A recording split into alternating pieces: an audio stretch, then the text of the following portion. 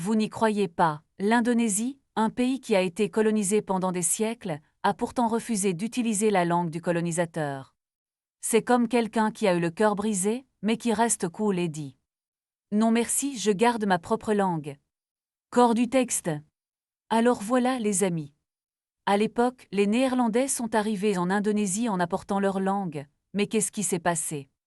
Au lieu d'apprendre la langue du colonisateur, on a créé la nôtre, et elle est incroyable. Imaginez, les Néerlandais arrivent et entendent des Indonésiens dire « Eh bro, tu veux manger du nasi goreng ?» Ils ont dû penser « Mais c'est quoi ce pays? Ils ne veulent pas apprendre notre langue et ils créent la leur. » Mais ça, c'est typiquement indonésien. Fiers de notre culture, refusant de devenir esclaves d'une langue étrangère.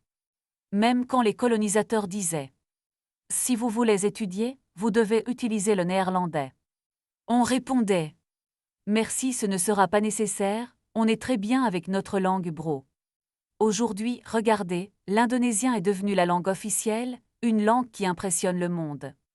Alors qu'autrefois, les Néerlandais pensaient « Quel est donc ce pays qui refuse d'apprendre notre langue et préfère en créer une autre ?» Mais on l'a prouvé, l'Indonésie n'a pas besoin de la langue du colonisateur. Nous avons une langue forte, riche de sens et pleine de fierté. En résumé, les amis, l'Indonésie, c'est comme quelqu'un qui est fier de lui-même. Refusant d'être esclave d'une langue étrangère, parce que nous savons que la langue est une identité. Si notre langue est forte, notre culture ne pourra jamais être remplacée. Alors ne doutez jamais de votre propre langue. Car elle est le symbole de notre fierté. Donc ne soyez pas surpris si l'Indonésie refuse d'utiliser la langue du colonisateur. Ici, nous sommes plus fiers de notre propre langue. Et rappelez-vous les amis.